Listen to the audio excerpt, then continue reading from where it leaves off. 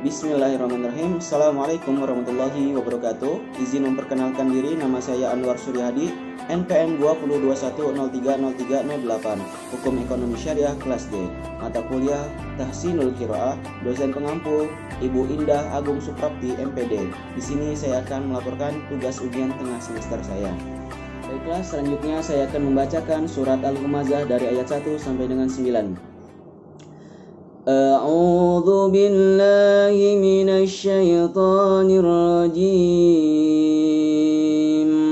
Bismillahirrahmanirrahim. Wailul likulli humazatil lumazah alladzi jama'a malan wa 'addadah yahsabu anna malahu akhladah kalla layunbadanna fil hutamah wa ma adraka mal hutamah narullahil muqadah allati tattali'u 'alal afidah innaha 'alaihim mu'sadah fi 'amadin mumaddadah. Shadaqallahul azim. Baiklah, sekarang saya akan menyebutkan beberapa hukum tajwid yang terdapat di dalam surat Al-Humazah ini. Wailun. Wailun ini nama hukumnya yaitu madlayin atau madlin. Kenapa? Karena apabila ada ya sukun atau waw sukun bertemu dengan huruf sebelumnya berharakat fathah, maka disebutnya madlayin atau madlin. Nah, di dalam Al-Humazah ini wailun ada fathatain bertemu dengan ya, dan huruf madlayin ini ada dua, yaitu ya sukun dan waw sukun. Selanjutnya allazi jama'a malawa. Jama'a malawa. Di sini hukum bacaannya yaitu idgham bigunah. Idgham artinya memasukkan, bigunah dengan mendengungkan. Kenapa? Apa yang dimaksudkan idgham bigunah? Yaitu apabila nun mati atau tanwin bertemu dengan huruf ya, nun, mim, dan waw atau yanmu, maka dibacanya idgham bigunah atau memasukkan dengan mendengungkan. Di sini ada lawa, yaitu fathatain bertemu dengan huruf waw. Waw itu termasuk ke dalam huruf idgham bigunah. Selanjutnya yahsabu anna.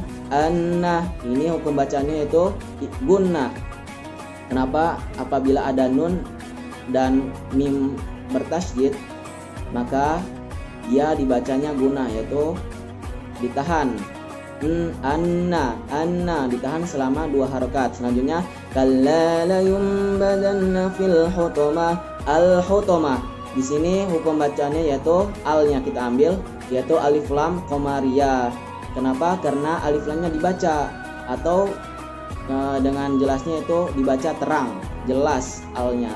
Al hutamah, huruf alif lam qamariyah ini yaitu abghi hajjaka wa khab aqimah. Baik, selanjutnya saya akan menjelaskan apa pengertian Al-Quran. Al-Quran adalah kalam Allah, firman Allah yang diturunkan kepada nabinya, yaitu Nabi Muhammad SAW, dengan berwasilahkan Jibril. Lafaznya adalah mukjizat, membacanya adalah ibadah sampai kepada kita dengan mutawatir, dan lafaznya tertulis di dalam mushaf mulai dari awal yaitu surat Al-Fatihah dan diakhirkan dengan surat An-Nas. Dan tujuan diturunkan Al-Quran ini adalah sebagai nasihat, obat petunjuk, dan rahmat kepada orang-orang yang yaitu manfaat dalam belajar dan membaca Al-Quran. Yang pertama yaitu memberikan ketenangan hati kepada kita. Yang kedua, setiap huruf yang kita baca mengandung kebaikan yang banyak. Yang ketiga, orang yang terbata-bata dalam membaca Al-Quran pun mendapatkan pahala yang berlipat. Yang keempat itu membaca Al-Quran itu memberikan syafaat di hari kiamat. Yang kelima, menjadikan kemuliaan bagi orang tua di surga kelak. Yang keenam, menjadikan manusia itu yang berkualitas. Yang ketujuh, orang yang mempelajari Al-Quran itu akan mendapatkan pahala juga. Adapun hadis yang terkandung dalam mempelajari Al-Quran yaitu khairukum man ta'allamal Qur'ana wa 'allamahu, yang paling baik di antara kalian adalah barang siapa yang belajar Al-Quran dan mengamalkannya. Hadis riwayat Bukhari. Dan hadis selanjutnya yaitu Iqra'ul Qur'ana fa innahu ya'ti yaumal qiyamati syafi'an li ashabihi. Yaitu artinya bacalah Al-Quran fa innahu ya'ti yaumal qiyamah, dan dia akan datang ketika hari kiamat, yaitu sebagai pemberi syafaat bagi para pembacanya. Hadis riwayat Imam Muslim mengenai makharijul huruf. Makharij berarti jamak dari kata makhraj yang berarti tempat keluar. Huruf berarti jamak dari kata harf yang berarti huruf. Yaitu berarti makharijul huruf adalah tempat-tempat keluarnya huruf hijaiyah mulai dari alif sampai dengan huruf ya. Selanjutnya, tempat-tempat keluarnya suara huruf hijaiyah ada 17 tempat yang dibagi menjadi 5 kelompok. Kita akan mempelajari 5 kelompok ini saja dan mengambil contoh dari 5 kelompok ini saja. Pertama adalah al-jawfu yang artinya rongga mulut. Di sini di rongga mulutnya hanya terdapat satu makhraj saja dan hurufnya hanya 3, yaitu alif, waw, ya. Contoh dari alif, iyyaka, contoh dari ya, rahimun, contoh dari waw, qulu.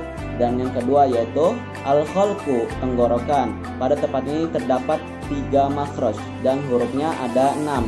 Yang tempat yang atau makhraj yang pertama yaitu pangkal tenggorokan. Hurufnya ada 2 yaitu a sama h. Contohnya haulai. Makhraj yang kedua yaitu tengah tenggorokan. Hurufnya ada 2 yaitu ha sama a. Contohnya alaihim. Dan satunya lagi mahsyarun. Selanjutnya makhraj yang kedua yaitu ujung tenggorokan. Yang pertama itu kha, yang kedua gha. Contohnya dari gha aghlalan, contoh dari kha akhlafa. Yang ketiga yaitu al-lisanu yang berarti lidah. Di sini sebenarnya ada 10 makhraj atau 10 tempat, sedangkan hurufnya ada 18 yaitu. Kita di sini hanya memberitahu karena waktunya singkat, hanya memberitahu 2 saja. Yang pertama itu ujung lidah ke bawah sedikit. Ujung lidah ke bawah sedikit yaitu hurufnya nun. Na, min khaufi, min khaufi. Dan yang kedua yaitu ujung lidah bertemu dengan langit-langit yang berhadapan dengannya. Contoh hurufnya la, lam yalid walam, lam yalid walam. Nah, itulah contoh dari makhrajnya di lisan. Yang keempat asy-syafataini yaitu 2 bibir. Pada tempat ini terdapat ada 2 makhraj, sedangkan hurufnya yaitu ada 4. Yang pertama ketika bibir itu tertutup atau bisa juga dirapatkan. Contohnya hurufnya yaitu fa dengan ba. Contoh kalimatnya abwaba. Yang mim amwaluhum. Nah, itu contoh dari syafataini, kedua bibirnya tertutup. Dan yang kalau kedua bibirnya terbuka, contoh hurufnya itu waw. Waw fikum, ufiyat, jadi agak terbuka dikit. Nah, itu namanya makhraj dari asy-syafataini. Dan yang terakhir yaitu al-khayshum, artinya pangkal hidung. Dan tempat ini yaitu hanya saja ada 1 makhraj, yaitu hurufnya ada 2 yaitu nun dan mim bertasydid, maka itu akan mendengung sendirinya.